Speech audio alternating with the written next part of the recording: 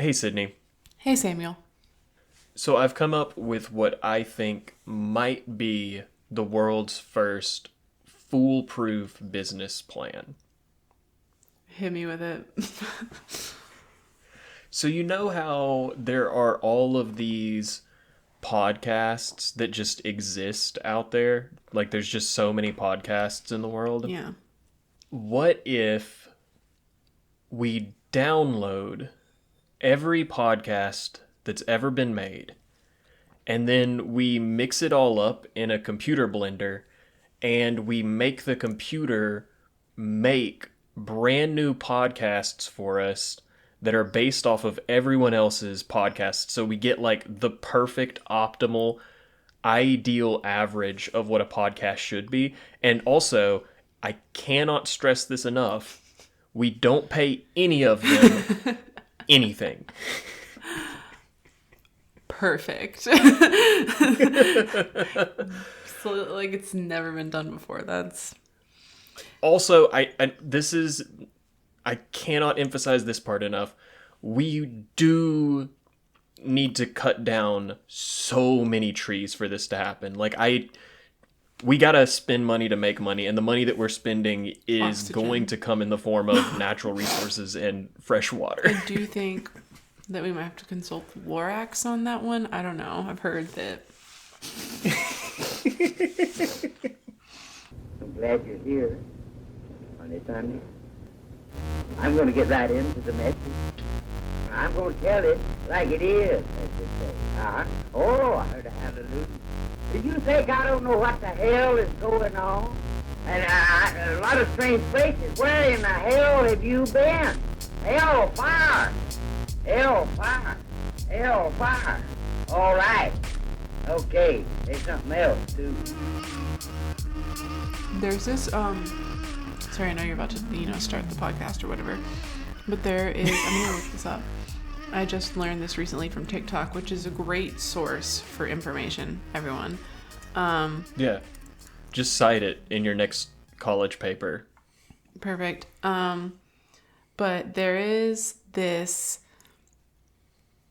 AI artist named Sienna Rose going viral on TikTok. And it's not just that the music is AI created, but the person is not real. But there's videos So stupid. of her. I was trying to check my sources because I just saw a video about it. I think some people are too stupid for their own good. And if you're so stupid that you're listening to AI music and enjoying it, someone should sit down and have a discussion with you. Maybe take your car keys away. Wait, okay, so yeah, I'm found a BBC article about this. Sienna Rose, millions of streams. I'm trying to find out if it's wow. Yeah. Basically, there's no proof she's real. Sick. And she's on Spotify charts. And that's insane. So anyways. Hello and welcome to the Satire Fire, your number one podcast for if you want to listen to an episode and every single listen we pour a bottle of water onto the ground.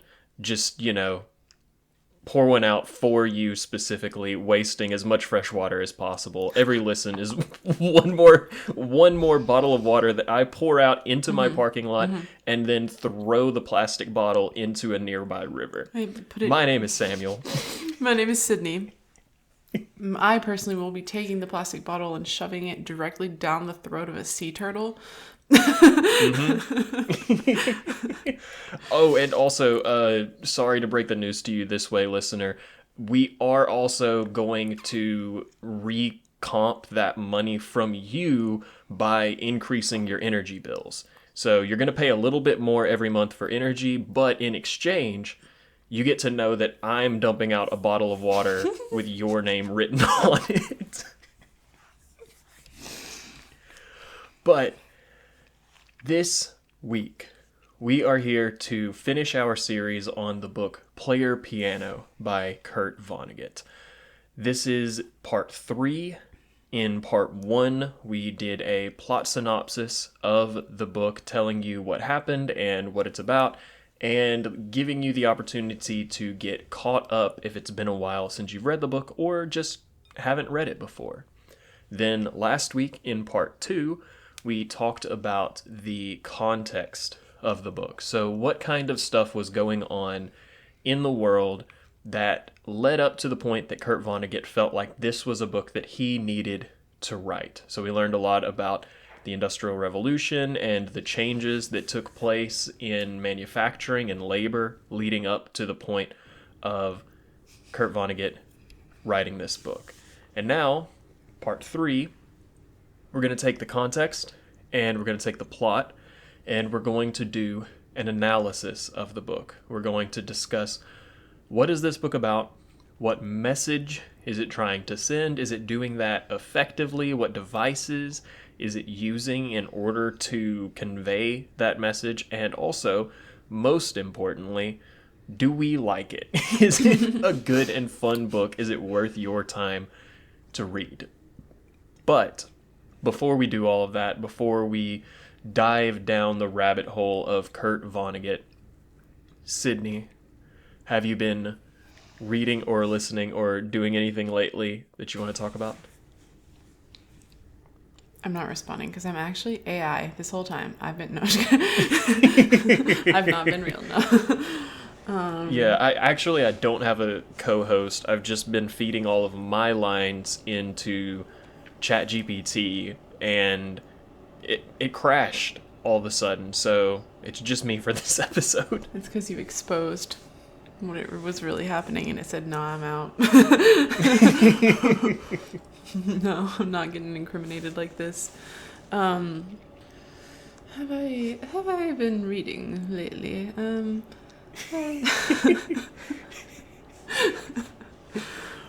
Maybe less reading and more surviving. More surviving. It's snowing.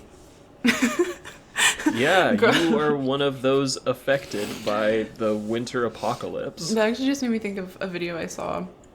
I can't remember if it was like a real TikTok something. And it was like, you're on a date with a Gen Z girl with no personality. and the girl, like the creator was, doing a voiceover for the person on a date, and then she was playing the girl, Gen Z girl with no personality. It's like, yeah. So like what like, what are your hobbies? Because I can't even think of like the slang she was using, but like it's like, oh, so what are your hobbies? She's like, oh, I don't really do anything. And then like it's like, and then so the person on date's like, oh, I like knitting and I like reading and I really enjoy like this specific type of literature. They're giving their hobbies, and she's like, oh, facts. Oh, slay. And like it just like every response was just like, yeah, standing on business. Like, yeah, no, I don't know. I can't. You're just exactly not online enough for you to be able to pass, as it were. Yeah, but it was so funny because like this character said nothing, like responded in no actual substance, and that's what I just thought of when I said it's snowing. That's how I feel whenever you are leading an episode and I'm just in the background going, yep, yes sir, you know that's right. Exactly. Slay queen. Yeah, girl. Ooh, she did her research. I'm gonna go through and clip myself out of context with those little responses, and then you can record episodes by yourself, and I'll just insert them throughout of like wherever it feels right, just being like, and that's facts. And that's facts. Yeah, but to answer your question, no, I haven't read anything new recently. I'm hoping to soon. I've actually, so here's something I'll talk about, even though I talked about a Gen Z video. That really wasn't my goal in life to discuss that on a podcast that will be entering the sphere of information on the internet. But clogging up a data center near you. But I started making a vision board for the year recently. I did Hell this yeah. in 2024, and I don't know. I thought it went well. I think a lot of the things that I put on my vision board, it's like a virtual vision board. I put it as my iPad lock screen. Okay. But I think a lot of the things I put on my vision board in 2024 actually happened, and I don't know, maybe it was just like looking at it all the time. I don't know why, but I didn't make one last year, and last year not the best. And so I'm like, wait, I think I need to make a vision board. It's either make a vision board or devote your life to Christ. I think those are the two options after a bad year.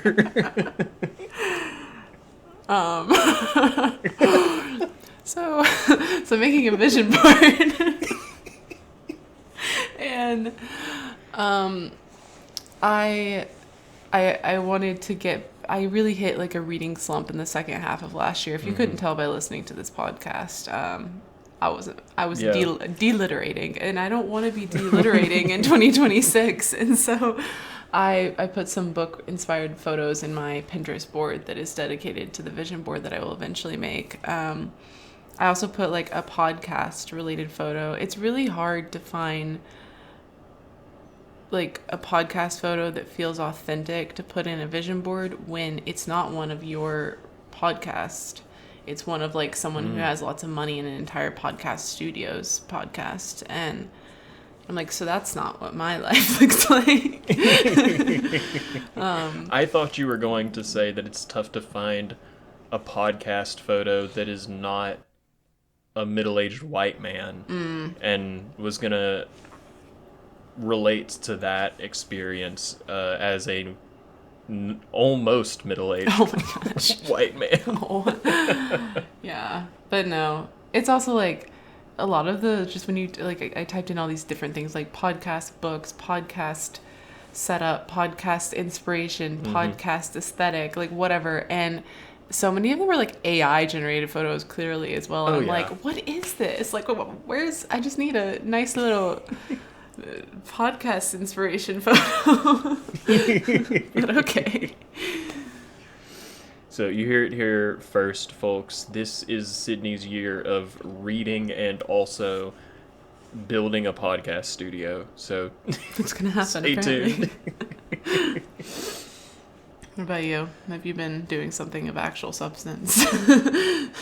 So I recently finished what I think might be the worst book that I have ever finished. I've read worse books than this, but most of the time I am able to judge for myself if a book is worth finishing for me or not. I spent a lot of my time, particularly when I was younger, reading literally anything, literally everything. And even if I was middling on the book, I would finish it because I started it and I just liked the experience of reading. I didn't necessarily give a shit what it was about. But now, as I've gotten older, as I'm approaching the twilight years of my life, I have decided or realized or just changed my personality, I guess, where I don't want to waste my time reading a book that I don't get anything out of. Even if it's like a highly regarded book and other people like it, there's other books out there for me. Not to say that I'm not going to challenge myself with difficult to read books, but if a book is not doing anything for me and doesn't feel like it's worth my time, why am I going to bother? So I've read worse books and then stopped halfway through. This is maybe the worst book that I've read all the way through. And it is the book Tau Zero by Poul Anderson. This is a science fiction book that is brave enough to ask the question, what if we put a cop in space? It is pro-cop, pro-God, and pro-life. And that's kind of the stance that it's willing to bring into this world. It is following the story of a crew aboard a spaceship. It's like 50 people on a spaceship that are traveling across the galaxy to a planet that is potentially habitable by humans. And the goal of the mission is to travel there, see if they can set up a colony, and if so, send back home to Earth. Hey, you can set up a colony here, start sending more people. Or get there, figure out that it's not going to work, and then turn around and come back to Earth. With one of the big driving elements and issues being that they are traveling there and back at near the speed of light. Which means, because of the theory of relativity, the time that they experience on the spaceship is approximately 5 years to get there, 5 years to get back, plus a couple of years while they're on the planet. All told, at minimum, it's going to be like a 12-year excursion from their point of view, whereas on Earth, about 80 years will have gone by. And the main character is the constable on the spaceship. He's like a former military guy who's there to like keep the peace. Did you have a question? Do they age 80 years or do they age 12? No, they age 12. Okay. Because they experience 12 years of time. Wow. And the kind of like plot beats of the book are basically a problem happens and all of the scientists on the ship, who are the smartest scientists in the whole world, go, oh shit, it's impossible for us to solve this problem. Oh, no. We're all just gonna have to die. Like, that's the only solution, is everyone here needs to immediately commit suicide because we can't survive another day. And the cop, who is just a cop, he's not a science guy, goes, wait a second, but what if we tried the most obvious solution known to man? Has anyone here considered the most obvious solution to the problem? And all the scientists go, holy shit. How could you be so insightful and smart to come up with the most obvious solution when none of us could even bother to think about it? So he's constantly getting to be the hero of making up all of the solutions to all of the problems. Additionally, every single woman that is on the boat wants to bone this guy's brains out. They cannot get enough of this dude. And he's a good guy. He's a good Christian man. So he picks a woman and settles down. And he refuses to have sex with any of the other women because he's in love with this woman. But that doesn't stop every other woman on the boat throwing themselves ovaries first at this man. Like, please, God, your biceps are so huge and you're so smart and good at being a cop. You've got to let me hit. Please, let me hit. So that's where we get into the, like, pro-cop aspect. It just loves this guy. It loves the cop. Pro-God is, spoilers, don't read the book, so I don't give a shit if you're getting spoiled. They end up in an issue where they are traveling at the speed of light. They realize they're not going to be able to stop when they thought that they were going to be able to. They have to continue traveling near the speed of light. And they extend for so long on this ship that it's not 80 years that have passed by on Earth. We're getting to the point that, like, hundreds of millions of years have gone by, and now the universe has started to collapse into the big crunch. If you're familiar with, like, astronomy, like, if you're familiar with celestial sciences, I guess, you're aware that the prevalent thought for the creation of the universe is the Big Bang. And then there's another thought that the universe operates in cycles, where there's a Big Bang that pushes all of the matter away from the center of the universe and creates all the worlds and stuff like that. But eventually the universe stops expanding and then starts contracting again until it becomes a hyper-concentrated ball of matter. And then once it gets too concentrated and too hot, it explodes into another Big Bang. So you have a big crunch, Big Bang, big crunch, Big Bang. They get to the point that the universe is ended, it's collapsing in on itself, and then they're going to watch as another Big Bang happens. And while they are watching this formation of the universe that is happening as a result of natural forces, they're seeing it with their eyes. Every single scientist on this boat is going, praise be to God who gives me the glory to be able to watch this. Thank you, Jesus. Jesus Christ, my Lord and Savior, for granting me this capacity to be able to watch as the world is made by your hands. Bitch, he's not there. You're watching it happen in front of you, and he's nowhere to be seen. Like, they're watching the evidence that would be required to definitively say, hey, the universe does not have to be made by a deliberate hand. And yet they're taking that evidence to be like, wow, this is powerful stuff. And every scientist is just on board with it. Crazy stuff. I don't have time or the mental bandwidth to get into why this book is pro-life. Needless to say, does not think abortion is a good thing, and also does not think that people thinks that anyone who dies by suicide is inherently a bad person who will not get into heaven. That's the that's the whole vibe of the book. So, Tau Zero by Paul Anderson. Do not read it. It sucks. What brought you to read that book? I just don't I don't understand how you got to that place. So, I had heard mention that it was bad. And I had heard mention of some of the things that I just said about how it's like, man, this book loves cops. And I was like, really? A science fiction book that loves cops? Like, what are we doing here?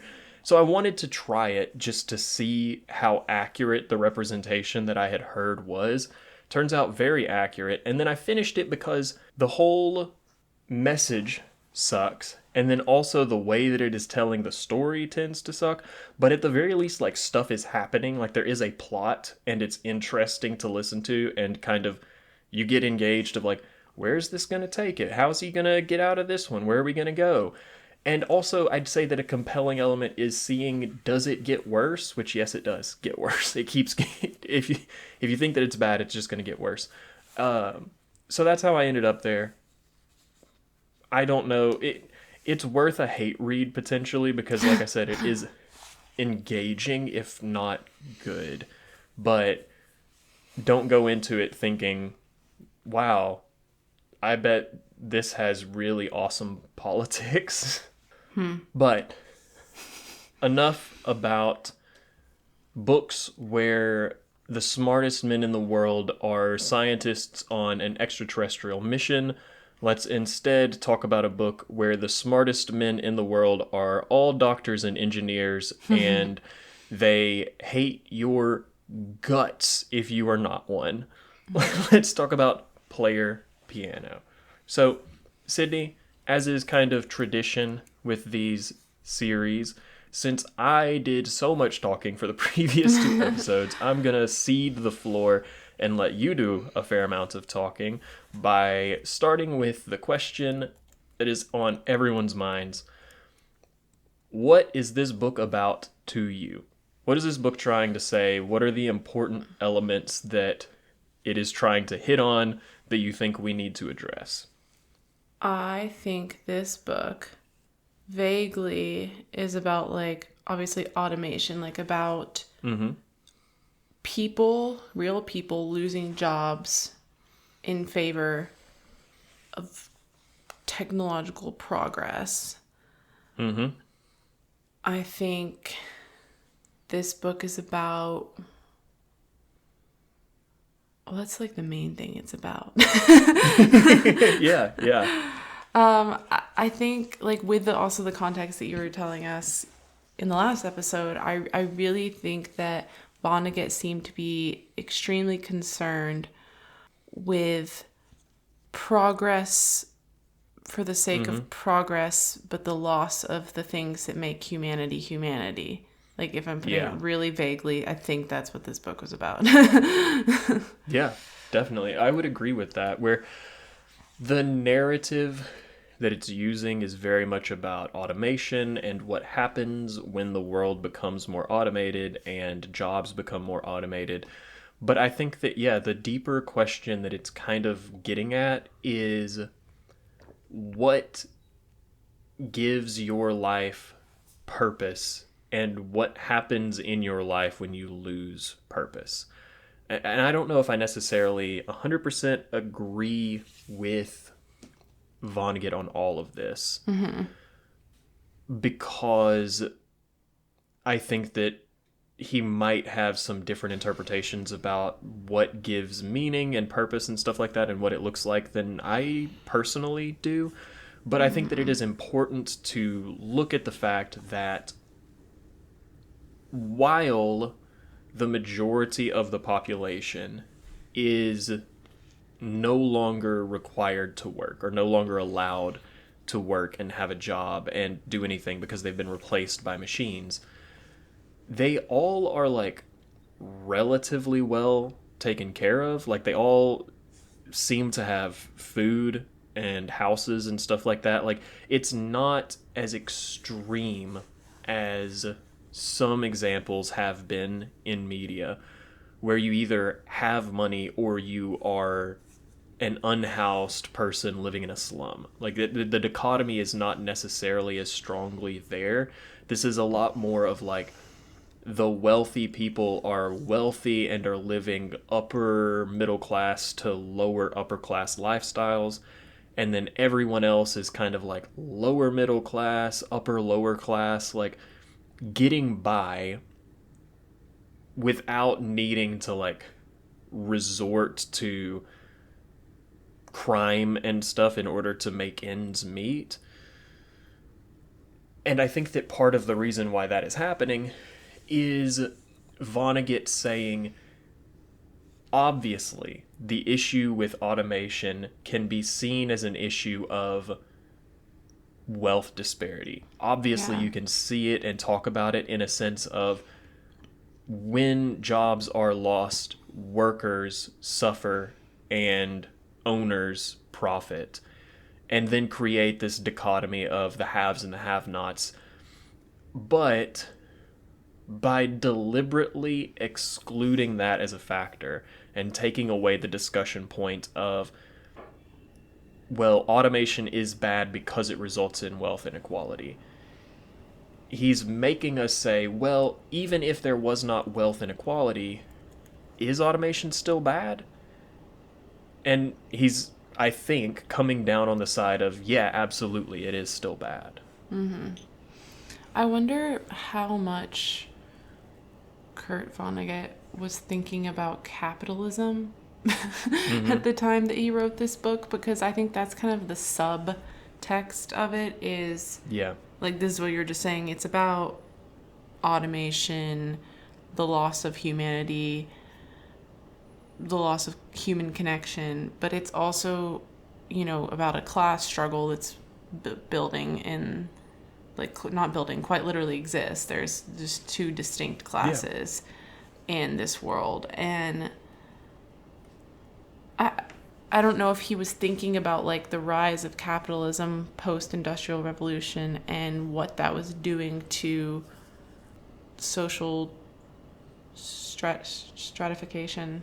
I don't know. I just wonder if that was like if he was actively thinking about that, or if it just is inherently, when you talk about division of work and labor, that just comes into the conversation. Yeah.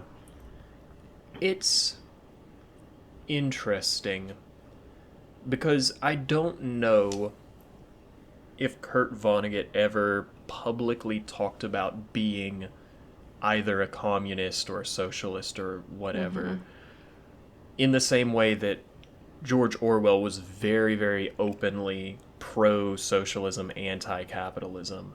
I don't know if Vonnegut ever really reaches that in his like public discussion, but I think every single one of his books that I've read has that element in it. Yeah. And so I'm curious also if it's like, is Vonnegut, or was Vonnegut, incredibly gifted at identifying problems in the world and writing about them, and it just so happens that the problems that he was identifying regularly tended to be the outcomes of the economic society that America is living in? Or was he explicitly going out of his way to say, I want to write a book about how jobs suck because of bosses? He did give, I was just looking this up to see where he said this, but I remember it from my research. He gave a speech at Bennington College. I think he gave like their commencement address in 1970. And he said, I think I talked about this in the previous, like when we discussed more like his personal life and views. He was a pacifist and a humanist. And he mentioned that. But he also said, many of you will undertake exceedingly serious work this summer, campaigning for humane senators and congressmen, helping the poor and ignorant and the awfully old. Good, but skylark too. When it really is time for you to save the world, when you have some power and know your way around, when people can't mock you for looking so young, I suggest that you work for a socialist form of government. Free enterprise is much too hard on the old and sick and the shy and the poor and the stupid and on people nobody likes. And he goes on. Okay. And then he later says, like, I would like to see America try socialism. So he wasn't maybe just like as loud about it as Orwell, but I knew I had read that he mentioned it somewhere. So okay. Which, I mean, I guess, to be fair, socialism being a form of government does not necessarily require him to be anti-capitalist, because capitalism is a form of economy. The distinction is very... there is a distinction. You can be a capitalist country that is socialist. But I would say, generally speaking, people who are socialist are also going to be anti-capitalist, and that really does fit with the themes and messages of a lot of his books. So I think that it's safe to assume that he was probably consciously making those thematic choices, and even if it was subconscious, it would have been something that he would agree with if he was directly asked about it. Yeah. I think that, I don't know, I was thinking just since it was his first novel and he was like, in his late 20s or 30 or something like that, I was like, was he like consciously doing that, or did it just happen? And then he was like, wait, it very well could be, because he was relatively young when he wrote this book.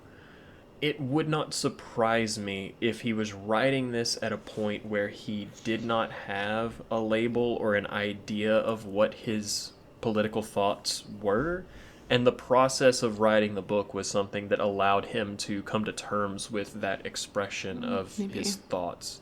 Yeah. Because, I mean, all of your political beliefs and your economic beliefs and stuff like that are going to originally come from a sense of just like emotion. Most people are not going to just like sit down with the big book of government and read it and then be like, logically speaking, I think that I should agree with this specific form of government. Like, you're going to like, man, I feel really bad for people who don't have access to healthcare. Maybe we should consider giving healthcare as a universal benefit to people. And then you develop your political opinions from that emotional connection that you have, or whatever. So it's interesting. I wonder, I wish that it was something that we could ask him about and be like, did you know going into it that you wanted to overthrow capitalism? Or did you just happen to write a book that overthrows capitalism? Something I think you mentioned this in the first episode, and this book is like very stylistically different than any other Kurt Vonnegut book. And I both enjoy the difference and found myself feeling that like he hadn't really hit his stride yet. Yeah. It's still got a lot of that like classic Vonnegut humor and cynicism. It has an ending that's not satisfying, but I that was something I just really like noticed a lot about this book, is just that it's not quite, it's a good story, but it doesn't like give me the Vonnegut thrill like his other books do, just because of the style, I think. Yeah, I agree with that. Like, this is not his best book.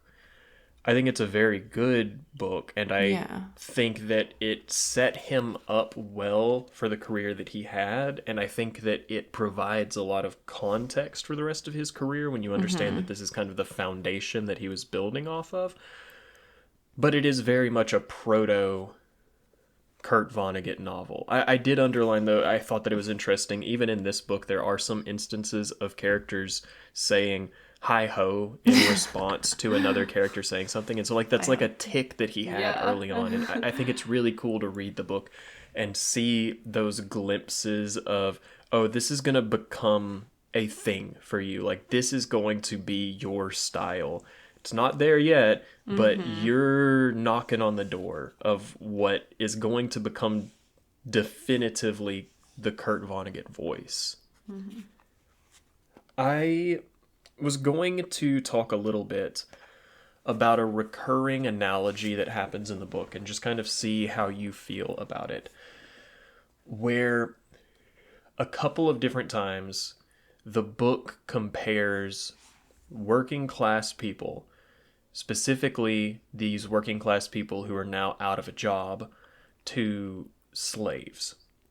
We mentioned one of those quotes when we were doing the synopsis episode. Another one that I had pulled and thought about mentioning, but figured it would be better to talk about it here, was one in which someone says that the machines are making working class people into slaves. And when they're asked about why that is or why they feel that way, they essentially say that the machines themselves are slaves, and human workers are having to compete with the machines, and anything that you are competing against is what you are going to become. Because you have to go head to head in a battle of resources for the limited amount of jobs that are there with machines, and the machines are slaves, you're competing to be a slave. And I'm curious what you think about that. If you feel like that is, one, accurate within the text of the novel. Like, are these people in this book slaves? And then also, do you think that it has any bearing on real life and the experiences of workers today, either those that do get displaced because of automated labor, or those that are just working in an assembly line in a factory, the prototype of job that is kind of in that realm that Vonnegut believes would get replaced? I think that, like you were talking about last week, with the Industrial Revolution and automation, jobs became less specialized and less intricate. And I thought, like, what specifically resonated with me. I feel like I'm in a class. When you said that people used to know you're building a car and you know every single part of the car and how it works and what to do if something went wrong. You would know how to fix it because you understand how the car is put together and how the pieces work individually and within a system. Yeah. But with the rise of machinery and assembly lines, you only know about the singular part that you're placing into that system. And so you know how that part works, but you don't know anything else about the system that you're building, and therefore you couldn't problem solve. And that can be true for textiles, and that can be true for food processing, and that there's so many different things that you could have very specialized knowledge of, but you're no longer required to, therefore you don't, because the point of a job is no longer knowledge and passion and personalization. It is making money and getting it done quickly. Yeah. And so with that in mind, I think that is a good analogy, because I think that those people in the story were competing for something that they really couldn't attain. Yeah. And yeah, I don't like the use of the word slave, but also I think not at the time that this book was written, people would say things like, oh, I'm slaving away at work. Like that was like in the vernacular, even though that's not necessarily like what we should really be saying. But I think, I think that the machines they don't have will, but performing the same job repetitively over and over, getting nothing in return. They are slaves if you think of the definition of slaves. Yeah. And you're competing to be that. And it doesn't matter what intricate skills you have, because the slave doesn't need intricate skills. The slave just needs to get the job done. Who can get the job done and who can survive. Yeah. And so I think it's a good analogy. I think it's a little like an uncomfortable analogy. Yeah. Yeah. I think that I agree with you. And then I think that I would go a little bit further of saying I think that the analogy that he's pulling on is the fact that at its core, a robot is depersonalized labor. It's labor without the strings attached of having to be considered a person. And so I think that that's where part of the analogy is coming from, of like, at the end of the day, slaves were people who were forced into performing labor and were not given the decency of being considered to be an actual human person. And so I think that it's interesting, and I think that it is a interesting concept to think about, of like, if you are nothing more than an able body who can perform a routine task, but you're entirely replaceable. Like, your personality and who you are as a human being plays no role in your suitability for the work that you do. No amount of skill or intelligence or training is going to improve your standing within your position. Like, if all of those things are true, what have you become?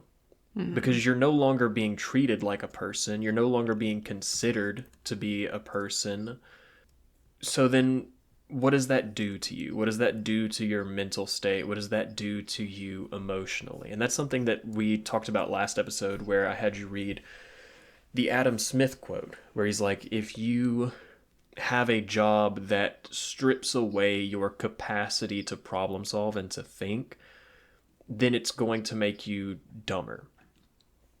And I think on the other side of that coin, something that you could ask is, if stripping away problem solving from your job makes you less able to solve problems, then does stripping away the emotion that comes from caring about what you do and caring about the people that you work with, something that is going to result in you having less care and being a less emotional person? Like, are you becoming less human because you're being treated inhumanely? And I think that that's a more like nuanced discussion and a more like I think that Vonnegut is using some shorthand here with the slave thing. Mm-hmm. And I think that that is somewhat to be forgiven because he's writing a relatively short book, although not as short as some people seem to think that it should be. I read a lot of reviews of people who felt like this should be a short story. But he's writing a relatively short book. He's got a limited amount of space to make his point, and making a point more succinctly and evocatively allows the reader to have more of a chance to fill in those gaps of what does this mean to you? What is the takeaway as far as you're concerned? And I always appreciate when an author gives me the space to determine for myself what it is they're trying to say and whether or not I agree with it.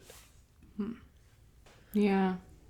So I think that that's like a good discussion of what we think that this book is trying to say. We can spend a little bit of time now. Do you think, one, that it does a good job? And then the second follow-up question of that is, do you think what it is saying is relevant and important today? I think it does a pretty good job. Yeah, I'd agree with that. I would have like some critique, some of which you've already discussed. Mm-hmm. I think that things are just like more nuanced to this conversation, honestly, than is in this book. But also, I agree that it doesn't need to be longer than it is. But honestly, a lot of the books we read could have more nuance. Like it's hard to fully capture. Like he's trying to make a commentary, but he's not trying to write a government or economics textbook. Like if you want all of the nuance required to have a challenging conversation, you should be reading nonfiction. Like, it's not the place of a fiction author to open with a preface that goes, here are all of the caveats to what I'm about to tell you. Like, they're allowed to take some shortcuts, but I definitely agree that this is a very... And I mean, maybe this is intentional. Like, you tell me, is he simplifying the discussion because he thinks that it's a simple situation? Like, does he think, hey, this is clear cut, and so I'm going to give it to you as easily as I can, as straightforward? Or is it just, I've only got so much time? Yeah. I don't know. I don't know that he knows what the solution is. And that was another thing. Oh, yeah. Yeah. Maybe felt like not that I always think that like Kurt Vonnegut books propose a solution, but I do think this one just is like, hey, this is bad. Yeah. And then it literally does end with, and it's probably going to get bad again. Like, what can we do? And so, because like, it's like clearly in this discussion, it's not a rational stance to take to be like, there should be no machines. Not, we should have zero technological progress. Like, I don't know if he thinks that, but I also don't know what he thinks. And I think maybe that was something that like fell a little flat for me. Not that I need him to like solve the problem, but I didn't feel that there was much of an offer in terms of what he thinks should happen. And I do appreciate when there's somewhat that in a satirical novel. I think that I agree with you totally. Like, this is a pretty good book. It's not by any stretch of the imagination his best, but it is better than some of the ones that we've read, which we'll talk more about in a couple of minutes. And it's really relevant. We didn't talk about that. I think it's obvious that it's really relevant. Like, we've been like hinting at that every single episode, like with AI, and like I don't know that we really. Yeah, we've been making a lot of jokes around it. Yeah, it's very. I mean, we're in like a whole new phase of automation that is like unprecedented, and Yeah, and we're seeing a lot of areas of labor that have never been. A lot of areas of labor that have never really been automated get automated very quickly and devalued very, very quickly. Like, I know a lot of authors and artists who are having a really, really tough time now, whereas, like, previously, it's not like they were getting paid what they were worth, but now there's this quick and easy and free tool that just fully replaces them with a bullshit version of what they could possibly bring to the table, like a just absolute travesty of a recreation of what they're actually able to provide. But it's just enough that now they are not able to get those jobs. And that's it's a scary idea to think about living in a world where the experiences that you have are no longer able to be represented in an artistic way. Like, to think about the fact that I could lose a loved one, and the predominant way that I'm supposed to cope with that is to have a robot tell me how they think another person would feel if they had lost a loved one, instead of like reading poems by a person who has gone through that experience or watching movies or stuff like that. It strips the humanity from the most human thing that we have, which is art. I'm also feeling a lot of like, I don't know, I've recently, I like strongly was like, oh, I'm not using AI for anything. I'm not using ChatGPT. I used it a couple times at work because we were doing it in our newsroom to like help us with a very hefty data task, and you have to check everything that you do in it. You shouldn't just use it and then not. But we were using it for like helping us like aggregate and sort some data. So I'd used it in that context, but other than that, I'd never really used it. And I recently like wanted to see what happened to like when you did, and I was just curious, and I realized that if you wanted to, you could get like weirdly addicted to using it for any and every task. Like, Yep. if you need to send an email, can you draft this email for me?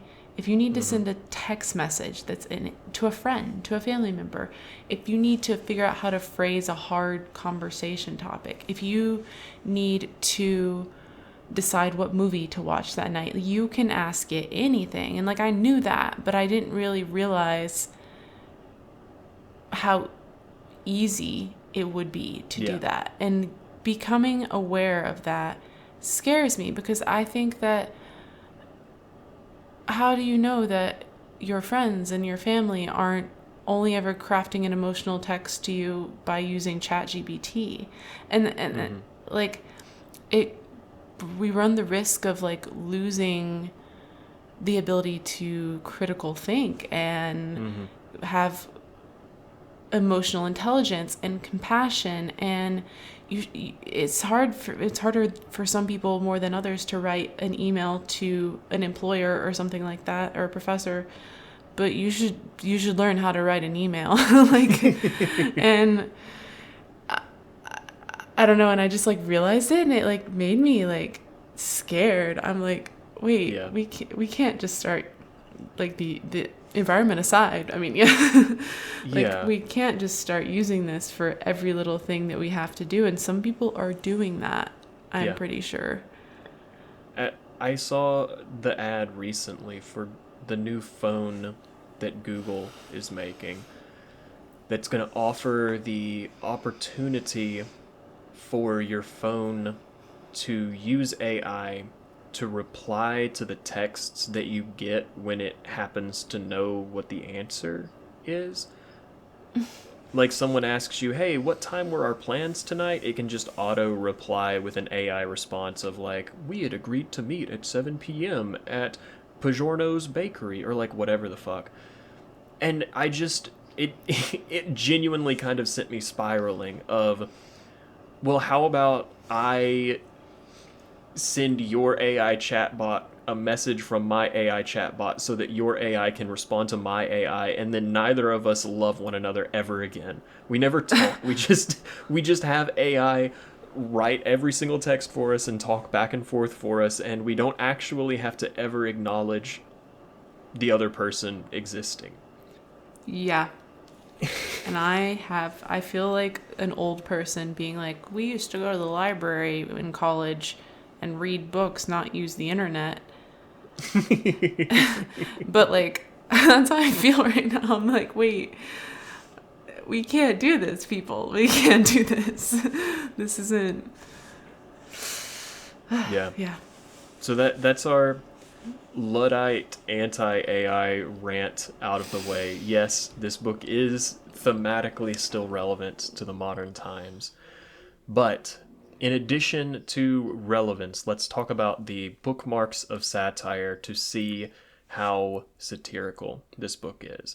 If you're new here, the bookmarks of satire are the 5 elements that are generally associated with satire as a literary style.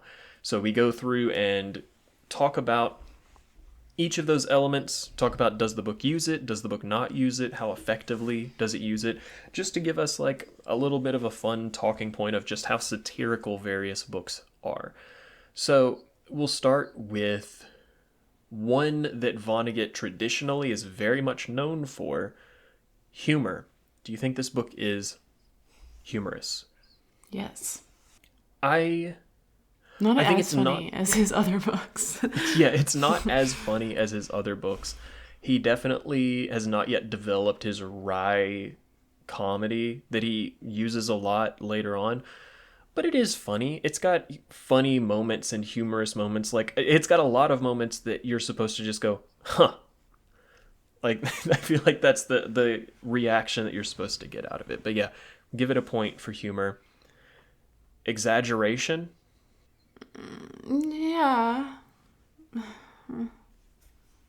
I would say so. I think that it's exaggerating the situation in a very obvious way, but it's definitely not like super over the top, I don't think. Like after you told us the Luddite story, I'm like, it's kind of like verbatim what happened there, just a little exaggerated.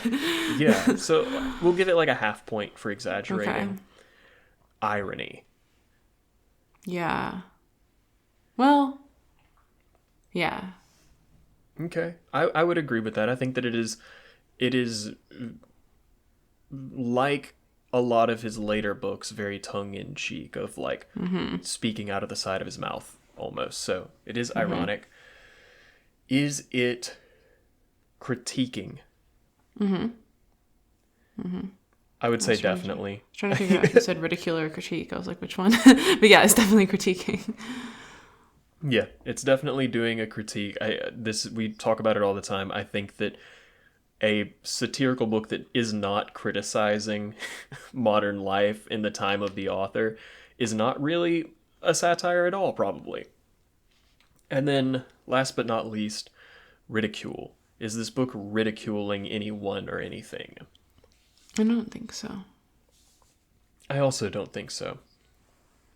I think it's pretty straightforwardly criticizing, but I don't necessarily think it's doing very much ridiculing. So, in summary, it is humorous, it is critical, it is ironic, and it's kind of exaggerating. So, like 3.5 out of 5, which is pretty decent, pretty good for it to have hit so many of those. Now, before we review this book and add it to our ever-growing list of all of the satirical books ever written, ranked according to the Satire Fire. Let's hear from you, the audience. What are some reviews from the common people in relation to Player Piano? What do y'all think about this book? So I've got 4 reviews. I'm going to send 2 of them to Sydney, and I will read 2. So here's the first one, Sid. All right. This reviewer in 2020 gave this book 1 star and said, suggests that mechanization has the effect of throwing unskilled laborers out of work. All that is solid, i.e., all that is solid, melts into air. The dystopia is controlled by an anti-competitive, privately owned, cartelized system of for-profit enterprises united in a nationalistic, militaristic agenda, i.e., fascism. This person loves i.e. In order to place the reader at the center of the narrative, a high-level manager is the primary protagonist. The opponents are primitivists.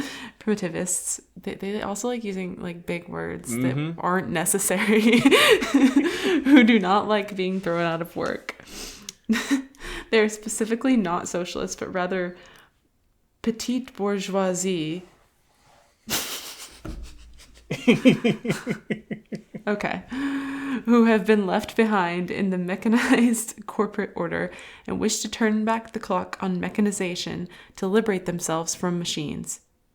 So, demerits for the narrative centralization of an upper hierarchy protagonist, as well as in providing a dystopia against which the heroic opposition may in fact be even more wrong than the putative villain. Did AI write this? Hey, what the fuck are they saying? I don't know.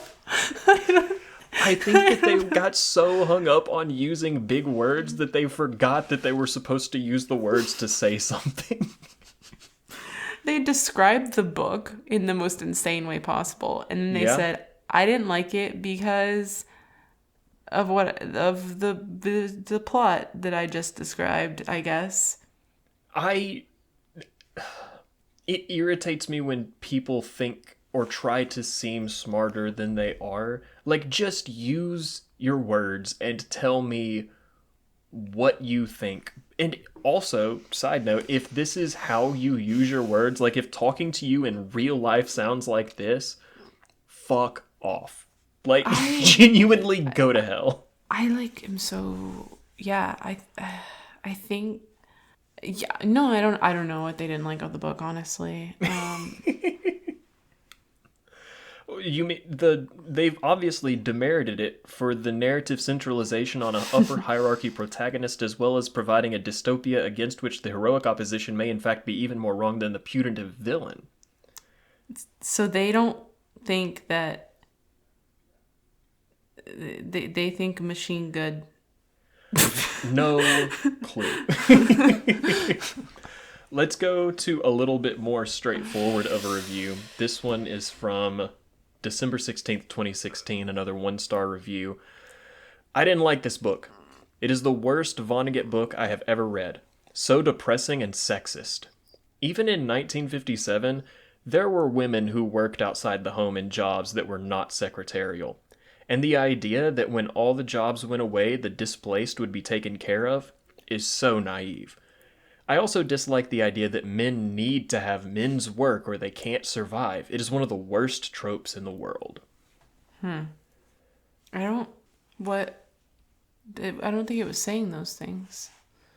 Yeah. I don't know if I would agree that the book is sexist. I think that it is showing a sexist world, but we've talked about this before when we were talking about Brave New World, which, speaking of, Vonnegut was very open about the fact that this book was inspired by Brave New World, and I think that is so much better of a version of Brave New World than Brave New World is. I actually thought about that when reading it, yeah. We talked about, in that one, what makes a book racist versus talking about a racist character.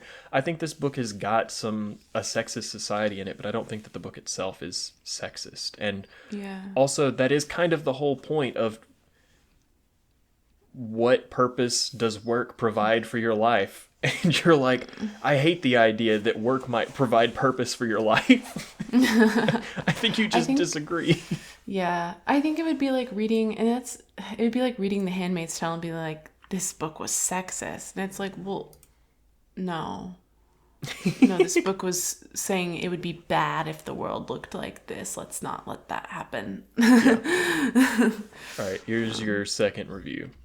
Okay, 2025, July. So pretty recent reviewer, 1 star. I was going to say that it's like a worse version of Fahrenheit 451, but that book came out like a couple of years after this. LOL. I just felt confused. The LOL was actually refreshing after that first review, to be honest. I just felt confused the whole time while I was reading this. Like, I got that the point of the book is basically just automation bad, but I just felt disoriented the whole time while I was reading this. Leave it to a Fahrenheit 451 enjoyer to miss the point of a book. I got that the whole time I was reading this. They said that twice in a row. This was like the opposite of the first review you sent me. Let's find a middle ground, guys. Yeah, I like the oversimplified, this book is only just saying automation bad, when the whole point is that the book really doesn't come out one side or the other on that one. Mm-hmm. All right. This is a review from 2020, a 1-star review. Sydney, I'm going to need you to lock in real quick, okay? I'm locked in. I don't like this book. You got that from the 1-point rating, yet I need to go on. We're still post-World War II, not yet into World War III, though we nibble, scribble, bite, and quibble. I too will bite, in large chunks, and scribble. Is a 1-point rating sufficient to our fear? I call it not player piano, but player. I wouldn't mind calling it prayer piano, because our love, much related to our fear, drips out in hymns, which are music, and will never be expressed or played out on a player piano or any other mechanical device. We can agree on this, not because we are existentialist or surrealist, or we love picking up a paperback from a revolving rack. We agree because I do not think being played is the best use of your time. And God love me, I love literature, and it is played upon my fingers, my ivories, my silent notes so long. Prayer piano I could at least smell, a church mouse. But though a church mouse eats, it must content itself with nibble quibble. You, however, do not. The world lays, lies, and suggests hypnotically at your feet. Do we need a schematic world? Do we need to see the world neatly laid out between various players in a technocratic revolution? And what happens to Sherwood Anderson's schematic world when it goes from being a depiction of Americans trying their best to find a way to get along with that perfect American commitment to both love and pragmatism, to being a technocratic world of tinsel, music, ugly and harsh to the ear, though, as would be expected in a technocratic world, technologically making a great deal of success?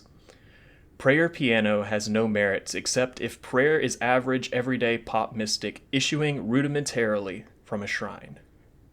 There were... Wait, I'm just going to skip this part.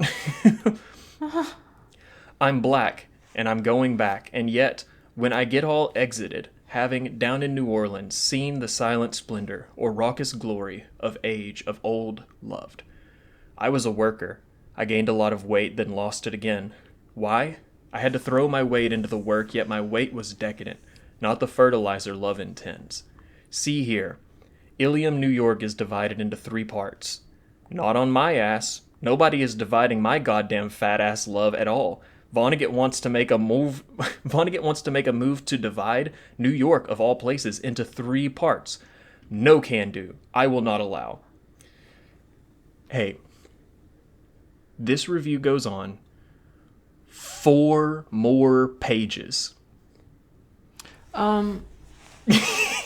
Where are these people coming from? Like, where are they in the world? Who are you? What is happening? I'm anxious. What are you saying? Just say something. Please, for the love of God, say something. And if you don't have something to say outside of an eloquent repetition of themes and ideas, I cannot stress this enough. Write a book. That Just review. write a short story. Like, you obviously have something to say, and it has nothing to do with reviewing this book. What are we doing? I don't. That review. I'm not in a place in life to hear something like that. That's gonna send me over the edge. That was insane. I don't. This review is my 13th reason. Like, actually, you're gonna. No, I'm fine, guys. But like that's. Like, I'm just so. I'm actually like. I'm like mad. Like, I'm like angry. If I ever met this person in real life, I don't know what I would do. If someone spoke to me like that in person, I would have to excuse myself. Like, I want more people to write short fiction. Like, I think that if you have 4 pages of analysis where every other word you're looking up in a thesaurus to try and get a simile that sounds fancier, maybe what you have to say is not fit for the medium of the review. Like, please, God above in heaven, if you're listening, stop having 4-page reviews. I don't. And if they write short fiction, I don't have to read it, so that's fine with me. I mean, to be fair, I don't have to read your 4-page review, but I choose to because that's the labor that I'm putting into this podcast. Don't you ever say I don't try. Oh my gosh.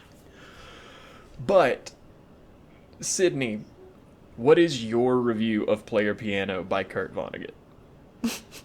That made me feel like I've never had a thought before. So let me lock back into my own brain.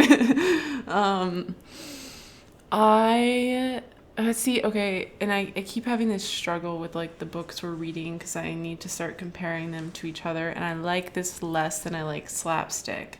Mm-hmm.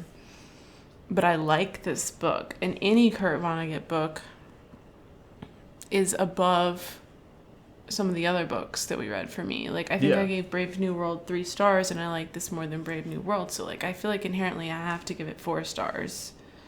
Okay. But I gave Slapstick 4 stars. So, you know, I feel like I need a separate system for Vonnegut, but that's not what I have. What if we start doing this out of 100 to give ourselves way more wiggle room instead of the 4-star system?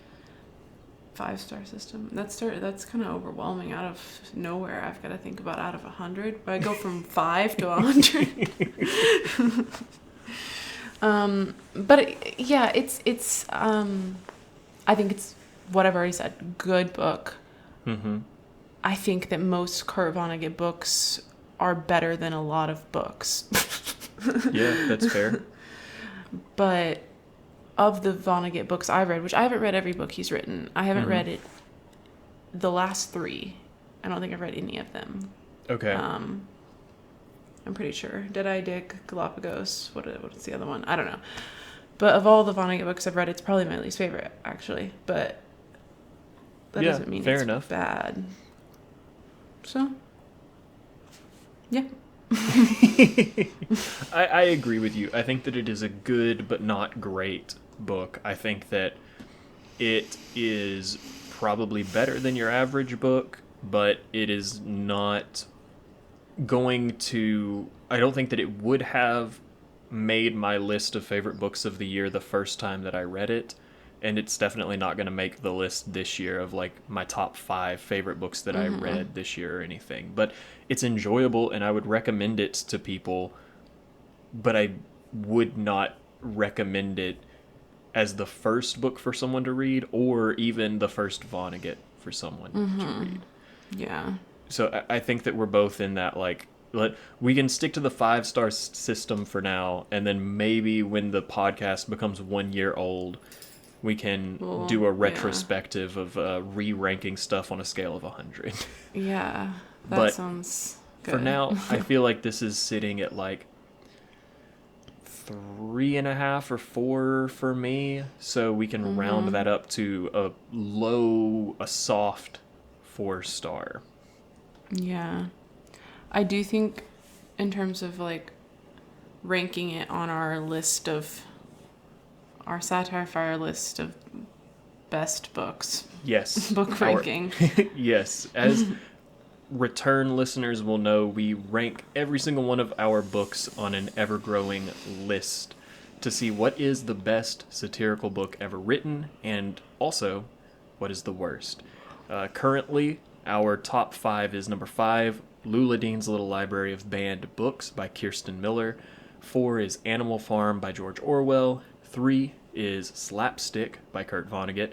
2 is 1984 by George Orwell. And number 1, with a bullet, the only book to get a collective 5-star rating from the podcast, is Notes from Underground by Dostoevsky. So, do you think this book is top 5 worthy? No. I didn't think so. Where are you going to open the bidding? What ranking do you think that this should fit? Okay. It's below American Psycho, which is 6. And it's above Brave New World. So it's in that 7-8 range. Yeah. But I like Northanger Abbey more, but you didn't like Northanger Abbey. That's a personal cross for me to bear, I guess. I think Northanger Abbey, despite me not loving it, is a more accomplished novel than Player Piano, and a more sophisticated novel. I think that Player Piano might be more satirical, but I don't know if it is as good. So, I think that I'm comfortable putting it right there at number 8. I wouldn't be comfortable dropping it below Her Body and Other Parties. Yeah, I think I agreed back when we read that it's not the best satire, and so I think that's okay that it's lower, because we're ranking satire, not ranking just like vibes. So yeah, I think 8 is good. Okay, so for those goodbye, keeping Fahrenheit track at home, 451. Fahrenheit 451 has now officially dropped out of the top 10. It is number 11, with 1.5 as the average rating. And our new top 10 is number 10, Brave New World by Aldous Huxley. 9, Her Body and Other Parties by Carmen Maria Machado.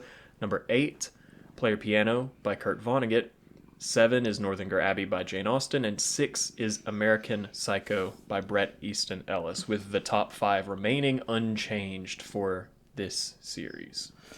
Yeah. That's exciting. That is exciting. So, that is going to do it for us for this series. If you join us back here next week, we're going to be doing an interlude episode where we are going to be watching the Charlie Chaplin movie Modern Times and having a conversation about that and how it relates to Player Piano, what we think about it, what's the message, and is it is it good? But really, at the end of the day, the point of the interlude episode is to give us a little bit more time to get ready for the next series, and to give you a little bit more time to potentially read the book if you are interested in doing so. And so, the big reveal, Sydney, what are we doing for the next series?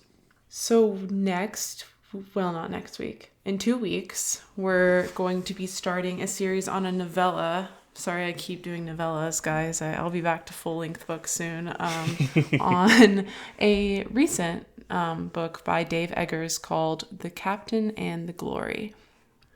So we've all got that to look forward to. It's going to be a interesting discussion that, by nature of being a contemporary book, is going to have us talking about some contemporary political events. So be sure to look that up. I hope that you enjoy reading it in preparation. I hope everybody's prepared to do their homework. But in the meantime, thank you so much for listening to this week's episode of the Satire Fire. I hope that you enjoyed it. If you did, please rate us 5 stars wherever you are listening. Leave a comment, subscribe, tell a friend about the podcast that is all about satire. Our intro and outro are remixes of the song 48 by Cullah.